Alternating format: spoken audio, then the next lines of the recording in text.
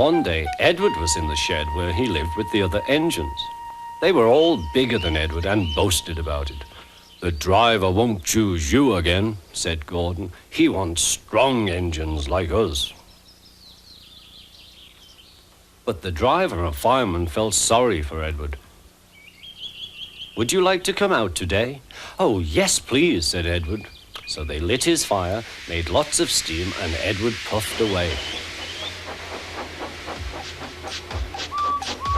The other engines were very cross at being left behind.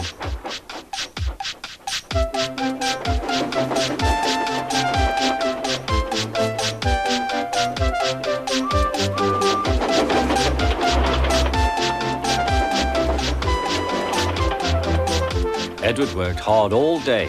The coaches thought he was very kind, and the driver was very pleased.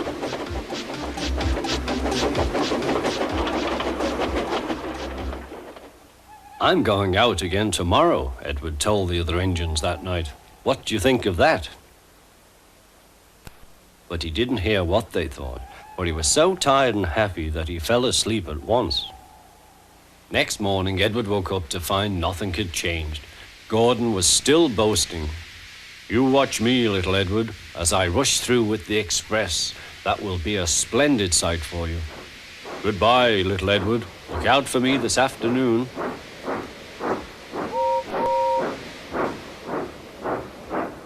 Edward went off to do some shunting. He liked shunting. It was fun playing with freight cars. He would come up quietly and give them a push.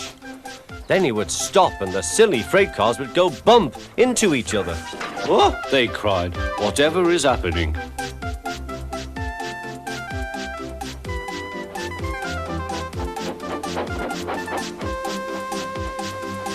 Edward played till there were no more freight cars. Then he stopped to rest. Presently he heard a whistle. Gordon was very cross. Instead of nice shining coaches, he was pulling a very dirty freight train. "A freight train, a freight train, a freight train," he grumbled. "The shame of it, the shame of it, oh, the shame of it." Edward laughed and went to find some more freight cars. Then there was trouble. "Gordon can't get up the hill," the porter called to Edward's driver. "Will you take Edward and push him, please?" They found Gordon halfway up and very cross. His driver and fireman were talking to him severely. "You're not trying." "I can't do it," said Gordon. "The noisy freight cars hold an engine back so." Edward's driver came up. "We've come to push." "No use at all," said Gordon. "You wait and see," replied Edward's driver. They brought the train back to the bottom of the hill.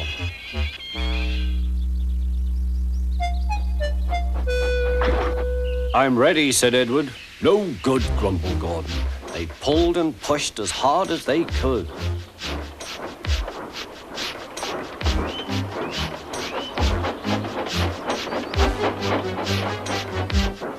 "I can't do it, I can't do it, I can't do it," puffed Gordon. "I will do it, I will do it, I will do it," puffed Edward. Edward pushed and puffed and puffed and pushed as hard as ever he could. And almost before he realized it, Gordon found himself at the top of the hill.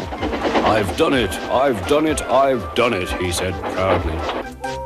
He forgot all about kind Edward and didn't say thank you. Edward was left out of breath and far behind, but he was happy because he had been so helpful.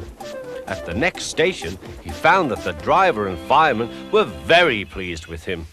The fireman gave him a nice long drink, and the driver said, "I'll get out my paint tomorrow and give you a beautiful coat of blue with red stripes. Then you'll be the smartest engine in the shed."